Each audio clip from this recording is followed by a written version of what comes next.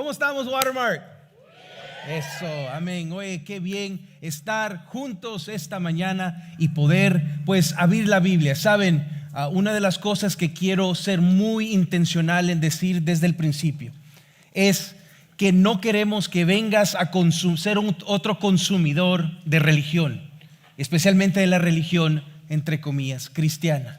Sin más, para nosotros es un deseo que tú te enamores del Dios creador todopoderoso en cómo Él se revela a través de la Biblia. No es mi objetivo el solo dar opiniones, ¿verdad? Sino que el que juntos podamos abrir la Biblia y salir de acá con un deseo de seguir experimentando a Dios y de esa manera el poder, ¿verdad? Ser que nuestra fe sea realidad, sea parte de nuestra vida y no solo algo que decimos los domingos en la mañana, sino algo que nosotros, ¿verdad? La creencia que nosotros es nuestro estilo de vida, es como nos conducimos porque estamos bajo una visión, bajo una misión y tenemos un destino, tenemos propósito. Entonces ese es mi anhelo en cuanto abrimos la Biblia esta mañana. Amén.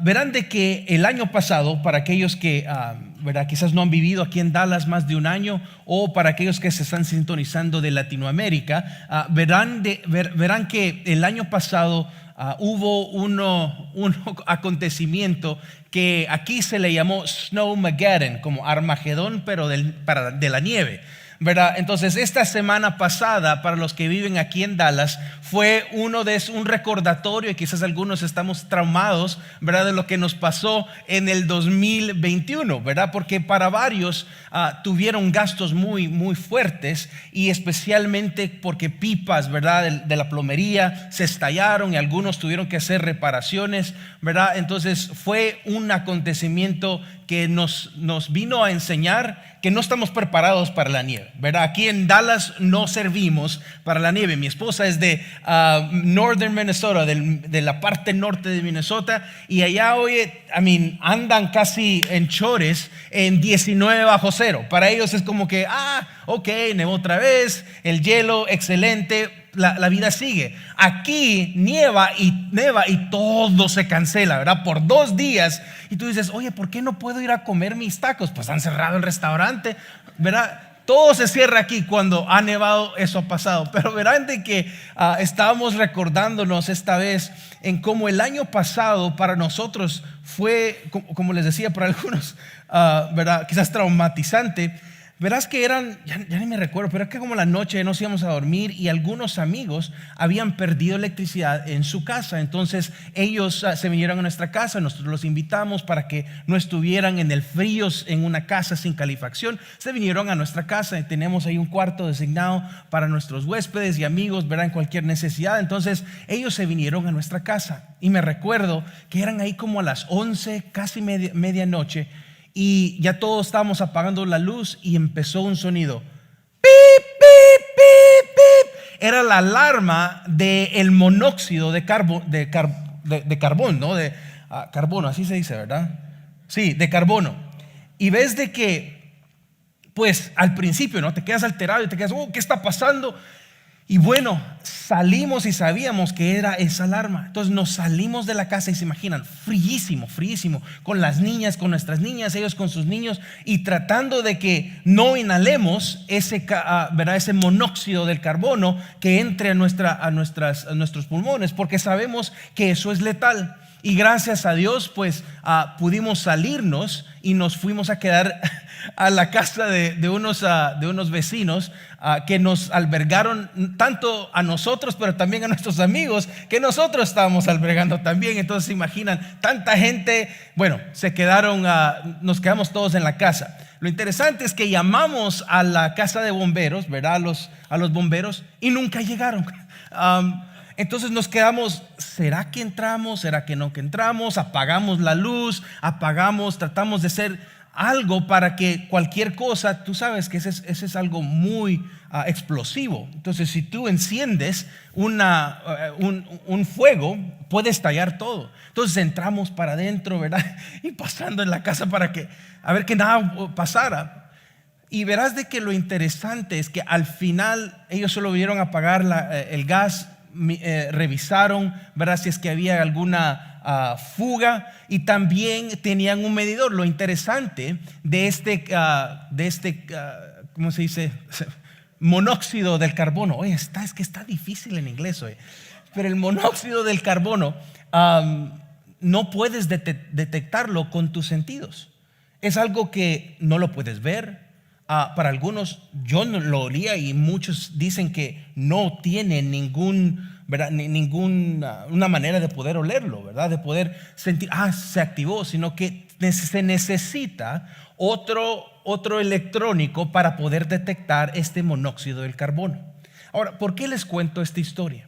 Porque verás que así como nosotros no podemos ver este tipo de monóxido del carbono, y verán de que es tan letal que si tú no lo detectas puedes morirte inmediatamente, porque el monóxido lo que hace es que quita el oxígeno del fluir de la sangre. Entonces eventualmente te envenenas y mueres, y muchas personas, por no detectar este monóxido de carbono, han despertado totalmente muertos. Hasta familias enteras han muerto.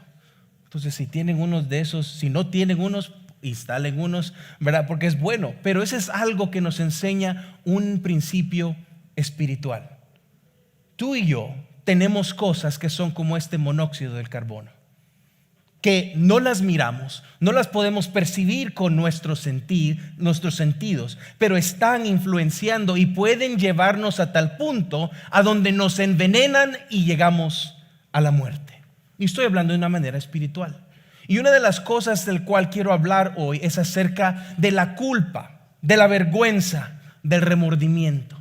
Verás de que la culpa, la vergüenza y el remordimiento son como ese monóxido en nuestra vida, a donde están trabajando en el trasfondo de nuestras vidas y están afectando nuestro día a día, nuestras acciones, nuestras palabras, nuestros deseos e intenciones, pero no sabemos en sí, o no hemos tomado el tiempo para tomar inventario cómo es que están afectando eso nuestra vida.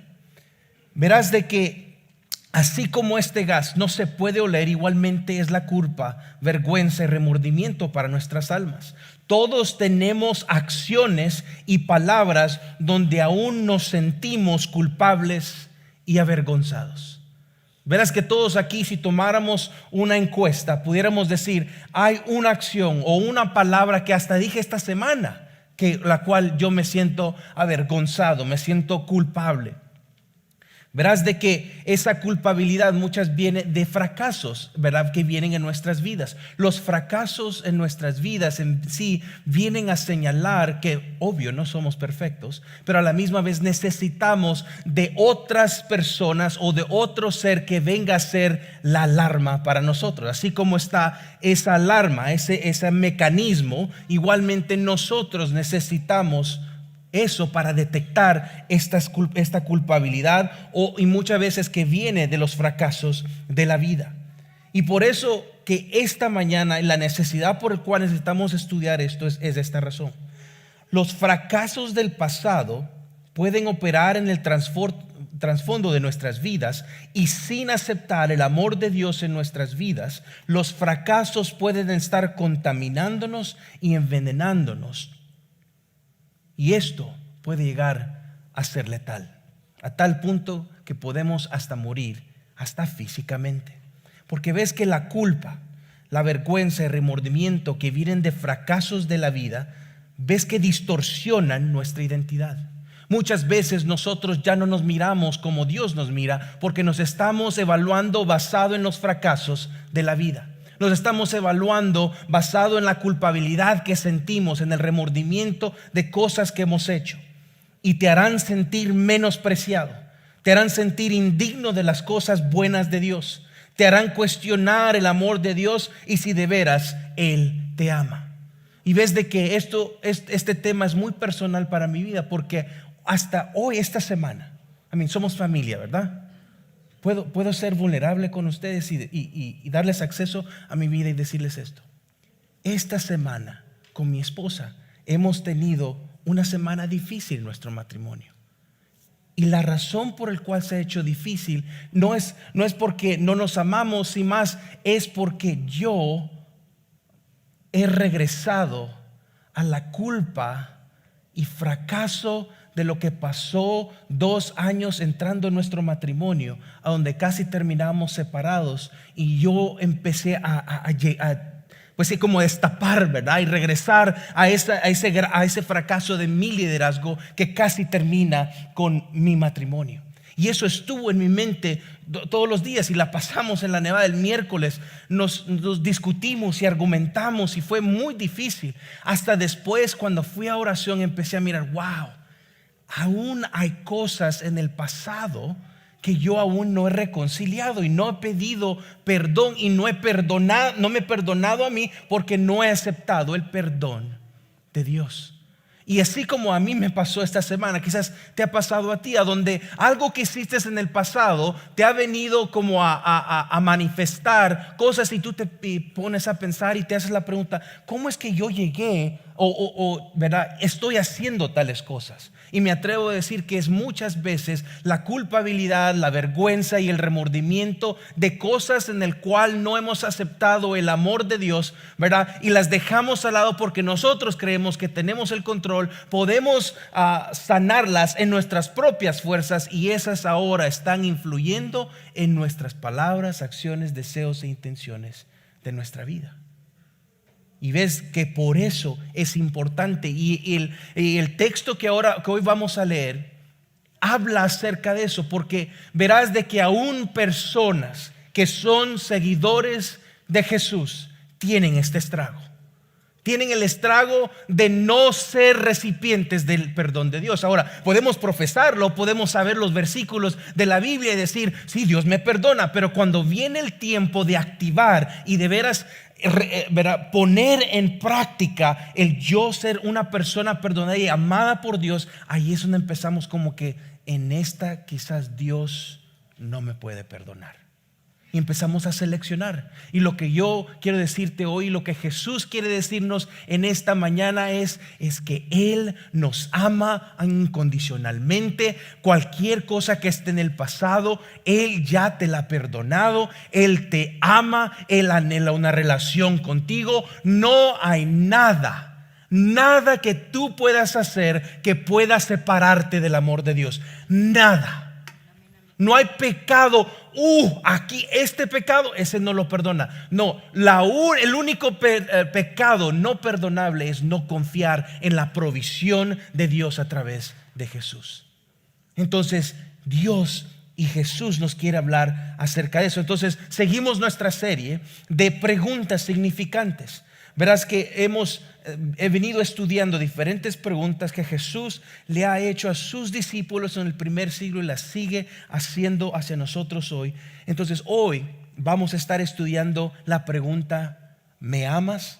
Y está encajada en el texto de Juan capítulo 21, versículo 1 al 25. Son muchos versículos, pero vamos a estudiarlos, y ese va a ser el texto base para nosotros esta mañana, para mirar cómo es que Dios a través de Jesús nos enseña que podemos ser libres de la culpabilidad, de la vergüenza y remordimiento que nos traen los fracasos de nuestras vidas. Y les avanzo, vamos a extraer 5 observaciones de este texto para que podamos entenderlas y después podamos estudiarlas en nuestras casas y con nuestros amigos, y enseñarle a otros, ¿verdad? Cómo es que también ellos pueden ser libres de la culpabilidad. Amén. ¿Listos? Entonces este es el primer punto.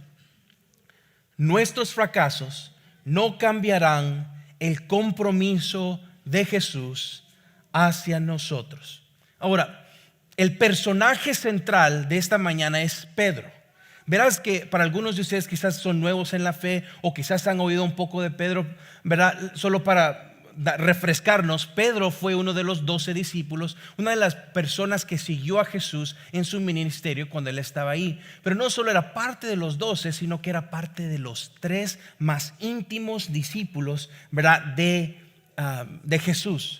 ¿Verdad? Es ese amigo, ¿verdad? Que te vas a comer alitas de pollo, ¿verdad? y le conoces qué tipo de aderezo come, ¿verdad? Así de cercano. Oh, a este le gusta el ranch, ¿verdad? Entonces te lo sabes. Así Jesús se conocía a Pedro.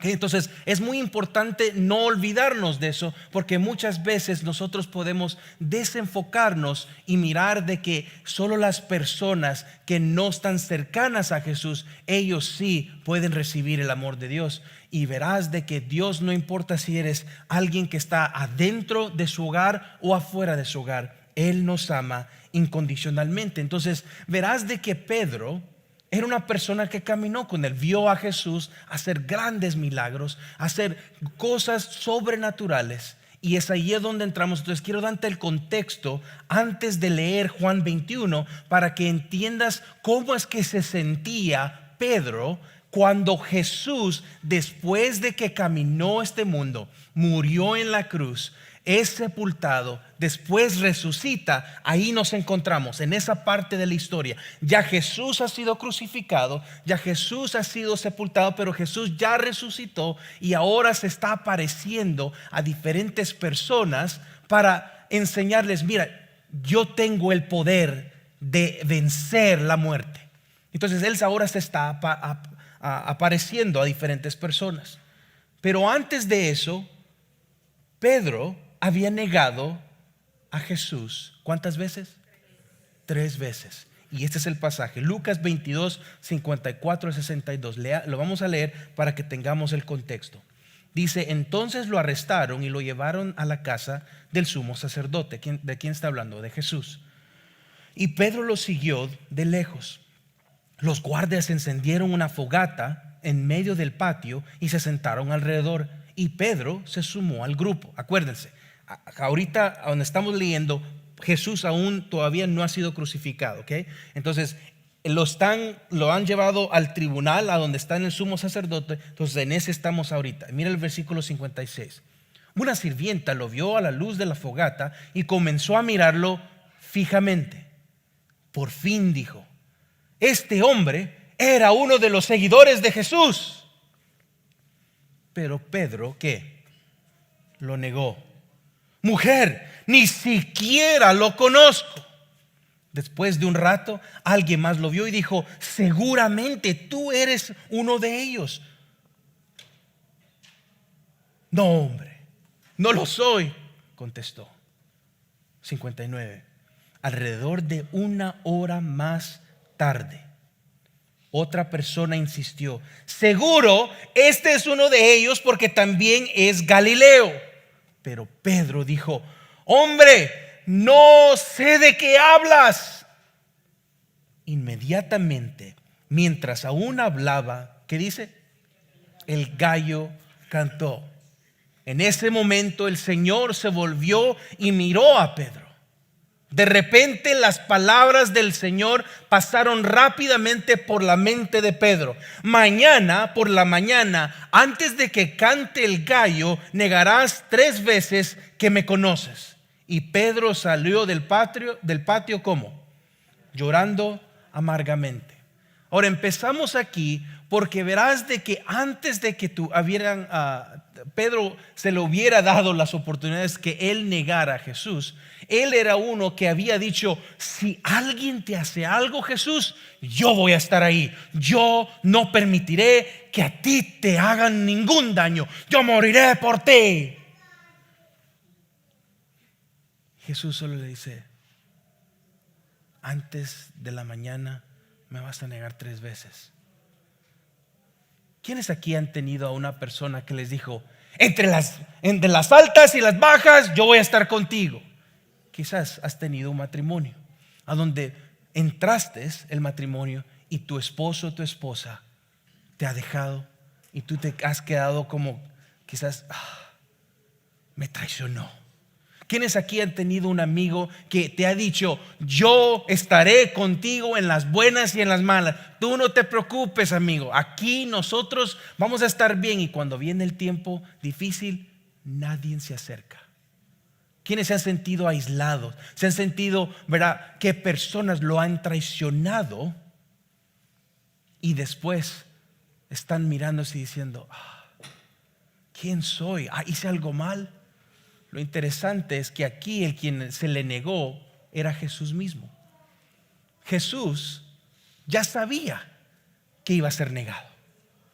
Jesús ya sabía que Pedro lo iba a negar 3 veces. Le anticipó antes de que ¿verdad? Que vayas a pensar que vas a ser fiel hasta el final. No, te estoy diciendo ya desde el principio, me vas a negar 3 veces. Cuando te pones a pensar en eso, hay una conclusión aquí.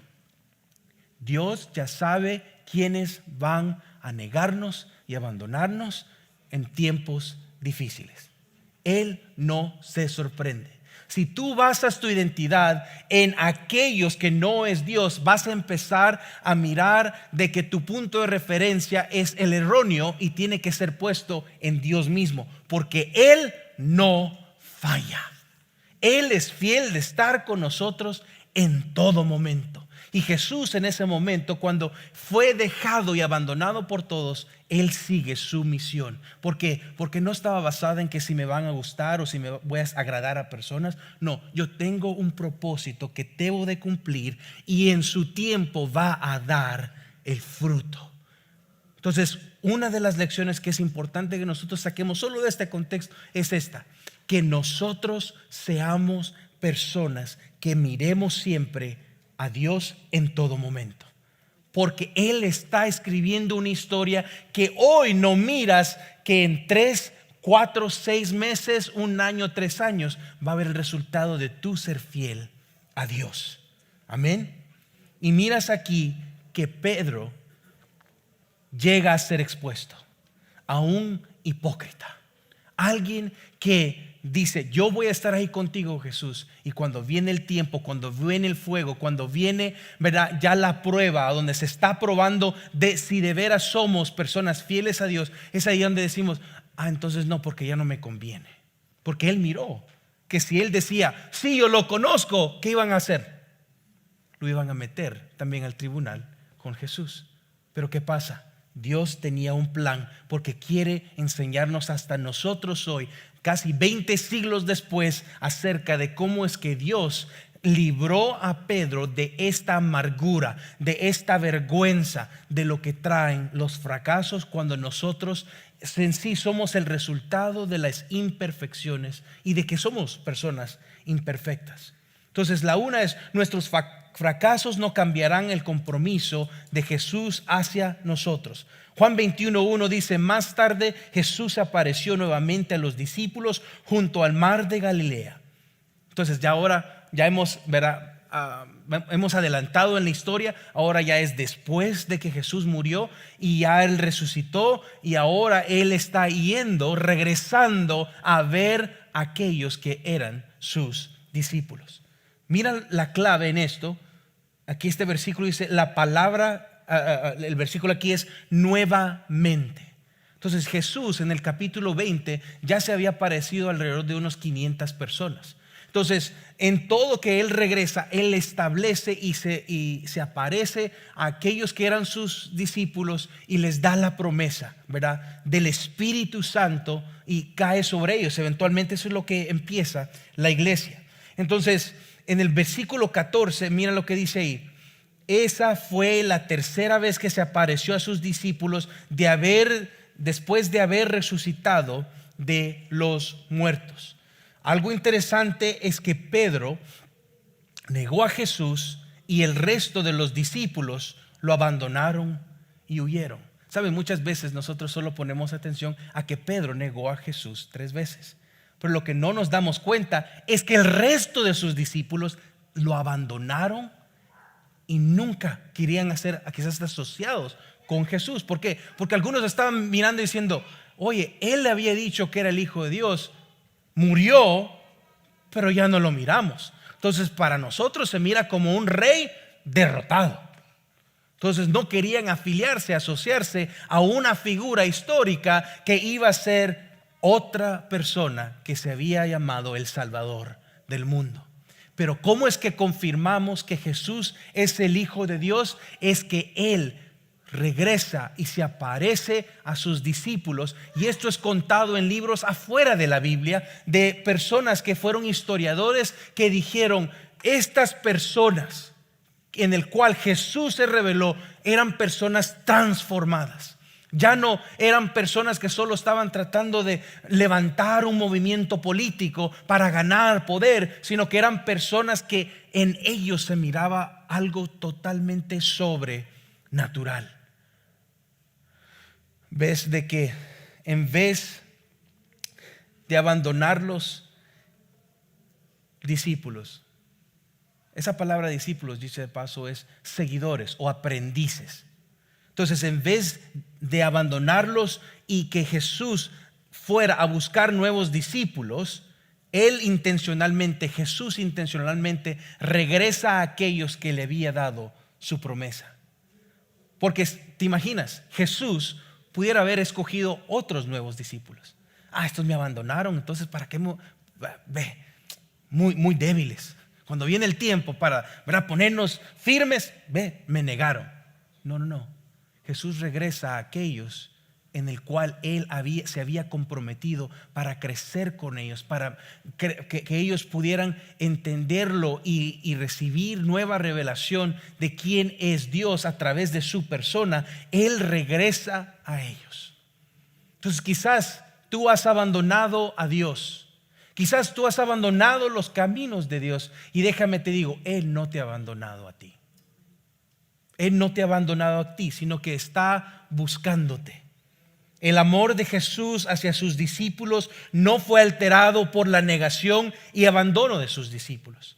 Sin más, para nosotros nuestra relación con Jesús nunca dependerá de la fuerza de nuestro carácter. La verdad es que siempre dependerá de la fuerza del carácter de Dios. ¿Por qué es que tú y yo podemos amar a personas alrededor? ¿Por qué es que yo puedo amar a mi esposa? La única razón por la cual yo puedo amar y tengo la facultad de amar es porque Dios mismo es amor. Él me creó a su imagen y dado a su empoderamiento a través del Espíritu Santo, yo puedo amar a otros. En sí mismo, yo soy una persona dada y propensa a ser egocéntrica, a buscar solo mis conveniencias, a solo mirar cómo le gano a otros y de esa manera imponer mi presencia, ¿verdad? Pero con Dios, Él es el que nos empodera y Él es el único que puede darnos en nosotros amar. Entonces miramos que la relación con Dios no está basada en que si yo puedo hacer las cosas suficientes para amarlo. Pero el que yo haga ritos y que diga ciertas oraciones, eso no me gana el amor de Dios. Lo que me gana el amor de Dios, o lo que me hace a mí un recipiente del amor de Dios, es porque Él es amor. Y la única razón. Y eso es lo que ha cambiado y ha distorsionado lo que se llama ser cristiano. Porque muchos se han anclado en que tienen que ayunar 40 días y tienen que orar 50 días y tienen que hacer ciertas lecturas para que eso puedan agradar a Dios. No hay nada que podemos hacer para agradar a Dios. Solo recibir su galardón de la salvación a través de Jesús, y eso ahora me dan el amor para poder yo usar esas disciplinas, no para ganarme el amor de Dios, sino para disfrutar del amor de Dios. ¿Sí miran esa distintiva? Es muy importante que entendamos que el evangelio, el amor de Dios, no está basado en lo que yo pueda hacer para que Dios me ame, sino que está basado en que Él es amor. Amén. Dios no se dará por vencido. Al contrario, Él nos anda buscando y nos ama incondicionalmente. Punto número 2. Jesús es el autor de nuevos comienzos. Miren lo que dice los siguientes versículos 2 al 6. Dice: varios de sus discípulos se encontraban ahí. Simón Pedro, Tomás, al que apodaban el gemelo, Natanael de Caná de Galilea, los hijos de Zebedeo, y otros 2 discípulos. Simón Pedro dijo: me voy a pescar. Entonces miren que están ahí juntos, ellos reunidos. Y miren lo que dice: Simón Pedro dijo: me voy a pescar. Nosotros también vamos, dijeron los demás. Así que salieron en la barca, pero no pescaron nada en toda la noche. Al amanecer, ¿quién se apareció? Jesús apareció en la playa, pero los discípulos no podían ver quién era porque estaban muy lejos. Les preguntó: amigos, ¿pescaron algo? No, contestaron ellos. Entonces él dijo: echen la red a la derecha de la barca, al otro lado, y tendrán pesca. Ellos lo hicieron y no podían sacar la red por la gran cantidad de peces que contenía. ¿Sabes un punto muy interesante en esta parte, estos 4 versículos? Es que este pasaje nos recuerda de otra ocasión a donde Jesús les había dicho, especialmente a Pedro, que hiciera lo mismo. Este pasaje es el lugar donde se da a cabo, es el mismo lugar donde Jesús antes le había pedido a Pedro que hiciera lo mismo y después le pide que lo siga. Al principio del ministerio de Jesús, allí es a donde Jesús le había dicho: ven y sígueme. Eso es muy interesante, porque en el mismo lugar a donde le dijo que empezara es el mismo lugar donde Jesús se aparece para decirle un mensaje. Yo he estado planeando esto, he estado en control de esto. Esto no es sorpresa, sin más, tengo un propósito, tengo un plan que cumplir y estoy aquí aun cuando tú te sientes culpable y amargo, que me has negado. Yo vengo al mismo lugar a donde te dije que me sigas para decirte: sígueme aún. No eres descalificado, sino que aún hay mucho más que tienes que hacer. Sobresalta que la misión de Jesús hacia Pedro no había cambiado. Sigamos leyendo los siguientes versículos 7 al 14. Entonces el discípulo a quien Jesús amaba le dijo a Pedro: es el Señor. Cuando Simón Pedro oyó que era el Señor, se puso la túnica porque se la había quitado para trabajar, se tiró al agua y se dirigió hacia la orilla. ¿Han oído otra vez otra parte de la Biblia donde Pedro se salió de la barca? Jesús otra vez lo hace recordar toda la trayectoria, toda la jornada que ellos habían tenido. Dice: yo aún estoy trabajando contigo. Aun cuando tú me negaste, yo aún quiero recordarte de mi fidelidad, que te saqué del agua donde se estabas hundiendo. Yo fui que te salvé. Yo seré tu salvador entonces, yo seré tu salvador hoy y seré tu salvador en el futuro.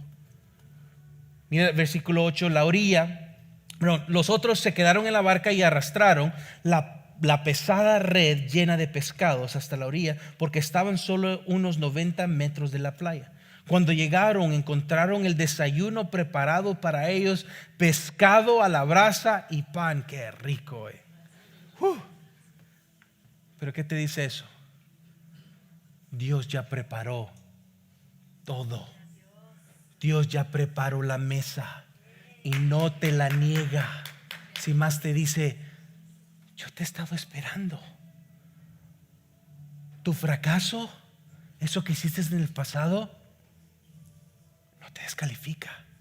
Te he estado esperando porque aún tenemos más que hacer. Esto de que tú fracasaste no es el final, es el principio de un ministerio fructífero.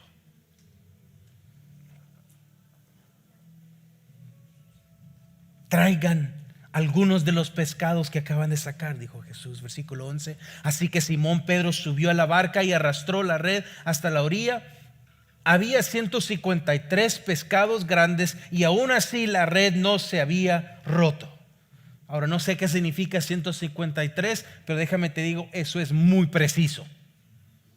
Y me atrevo a decir que eso solo está enseñando: Dios está en los detalles y no hay nada que lo pueda sorprender a Él. Él te está esperando. 12. Ahora acérquense y desayunen, dijo Jesús. Ninguno de los discípulos se atrevía a preguntarle: ¿quién eres? ¿Por qué? Porque acuérdense, muchos ya habían descalificado a Jesús. Habían dicho que era alguien falso. Solo prometido, no hizo nada. Dio como, ¿verdad?, una esperanza, ¿verdad?, de que iba a ser el rey de Israel, nos iba a sacar de la opresión del imperio romano, pero ahora muerto. Entonces había muchos rumores en esos momentos. Entonces unos de ellos estaban, ¿y quién es? ¿Quién es? Y mira lo que dice ahí. Todos sabían que era el Señor. Entonces Jesús les sirvió el pan y el pescado. Esa fue la tercera vez que se apareció a sus discípulos después de haber resucitado de los muertos. ¿Sabes? La última vez que Pedro había estado alrededor de una fogata, ¿saben cuándo fue? Cuando él lo había negado. ¿Se recuerdan de lo que leímos? Dice que estaba en la fogata solo para oír que decían: ¡Hey, ese es Pedro! No, ¿quién dicen que soy? Y lo niega. ¿Sí miran cómo Jesús no desperdicia todos nuestros fracasos? Sino que Él los trae hacia enfrente y dice: no te juzgo por ellos, sino más te enseñaré quién soy. Y aún allí en ese lugar miras que en la otra fogata, Pedro, tú me negaste, pero ahora te estoy dando un lugar a la mesa, porque aún los traicioneros, aún los que abandonan, aún los que niegan, son bienvenidos a la casa del Señor, a la presencia del Señor. Dice versículo 15: después del desayuno, Jesús le preguntó a Simón Pedro: Simón, hijo de Juan, ¿me amas más que estos? Sí, Señor, contestó Pedro. ¿Cuánto es? Cuenten conmigo. ¿Me amas que estos? El versículo 15. Y dice: tú sabes que te quiero, entonces alimenta mis corderos, le dijo Jesús. Versículo 16. Jesús repitió la pregunta: Simón, hijo de Juan, ¿me amas? 2 veces. Sí, Señor, dijo Pedro, tú sabes que te quiero. Entonces cuida de mis ovejas, dijo Jesús. 17. Le preguntó por tercera vez: Simón, hijo de Juan, ¿me quieres? ¿Me amas? A Pedro le dolió que Jesús le dijera la tercera vez: ¿me quieres?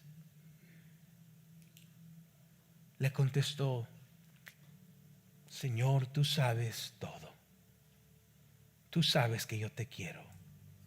Jesús dijo: entonces alimenta a mis ovejas. Pedro negó a Jesús 3 veces. Jesús regresa y lo afirma, y en cierta manera neutraliza cualquier negación que él hizo, cualquier fracaso que él tuvo, y le dice: ahora tienes una misión, alimenta mis ovejas.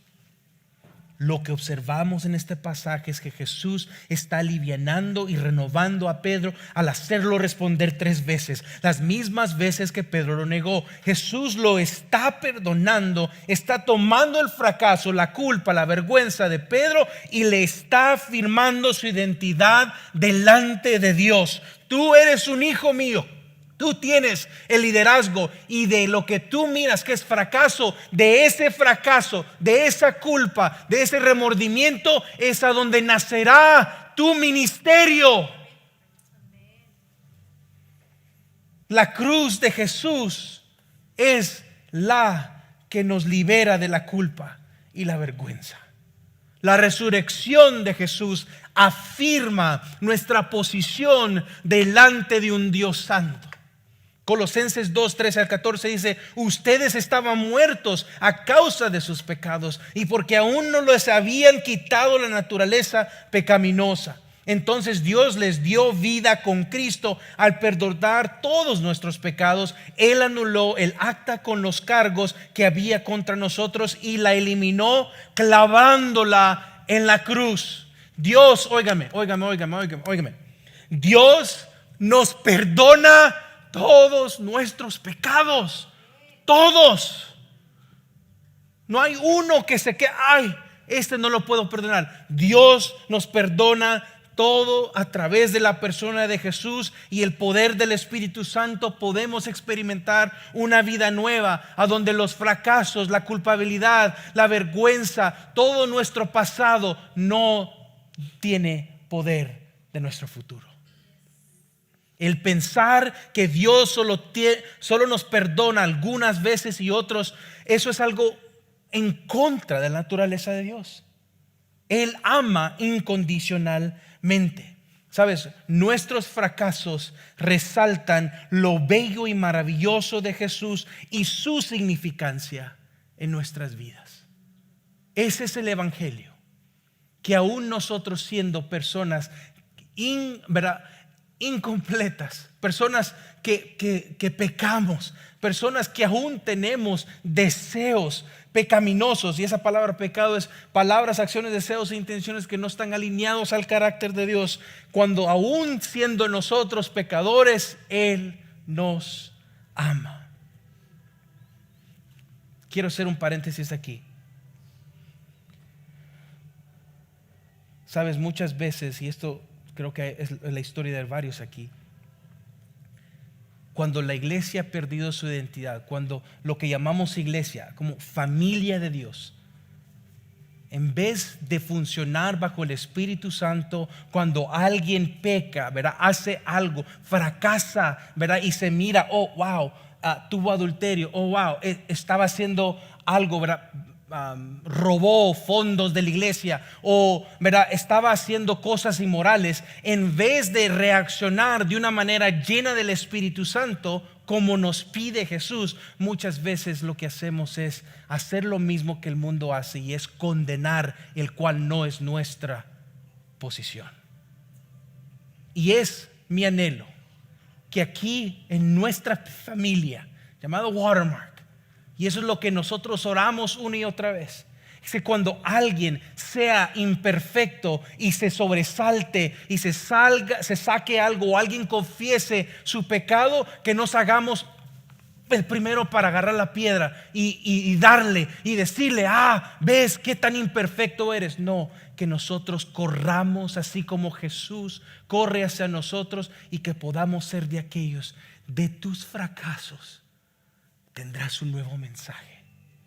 De tus culpabilidad o tu vergüenza no es el fin de tu ministerio, no es el fin de quién eres como persona, es el principio de tú y juntos aprender de quién es Dios, aun cuando nosotros fallamos. Y esa es la diferencia de una iglesia saludable, a donde no importa qué hagamos, Dios nos ama, y por eso podemos amarnos aun cuando alguien hace algo imperfecto. Que en Watermark seamos personas que salgamos y podamos redefinir qué es depender de Dios. No es solo cuando estamos haciendo las cosas bien, sino cuando también no estamos haciendo las cosas bien. Dios aún nos ama, entonces la iglesia ama incondicionalmente. Amén. Entonces, que todos nos unamos en esa causa, que no seamos parciales, digamos acepción de personas, sino que de veras busquemos reflejar el amor de Dios, así como Jesús amó a Pedro aún fracasando. Igualmente nosotros, es el momento de nosotros ser un oasis, una embajada de paz para un mundo que está doliendo. 3. Nuestras vidas aún pueden glorificar a Jesús. Juan 21, versículo 18 y 19 dice: te digo la verdad. Cuando eras joven, podías hacer lo que querías. Te vestías tú mismo e ibas donde querías ir. Sin embargo, cuando seas viejo, extenderás los brazos y otros te vestirán y te llevarán a donde no quisieras ir.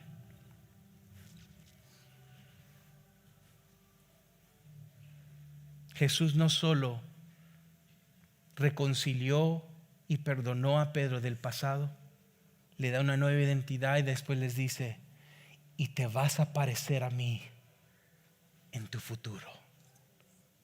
Tú serás una persona ejemplar, que hasta la muerte te parecerás a mí.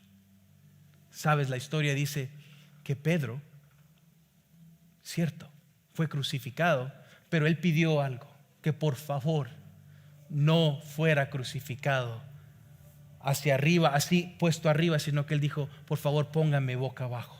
No soy digno de morir como mi Señor. Dios ya sabe tu futuro y te ha perdonado. Hasta sabe cómo morirás. Por eso es vital que nosotros seamos aquellos que entendamos que Dios nos ha perdonado y Él ya sabe cómo vamos a morir. Por eso dice el versículo 19, Jesús dijo eso para darle a conocer el tipo de muerte con la que Pedro glorificaría a Dios. Entonces Jesús le dijo, sígueme. De todas maneras, todavía no ha terminado. Vámonos. Debemos de ser personas que sobresaltan la gracia de Dios más que nuestros fracasos. En vez de ser recordados por nuestros fracasos, verás aquí que Pedro es recordado por su fidelidad. Desde ese momento ya Jesús le dice, tú serás fiel hasta la muerte.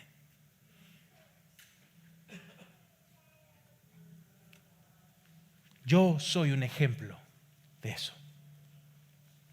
Como alguien que he liderado y pastoreado en muchas ocasiones, yo he fracasado.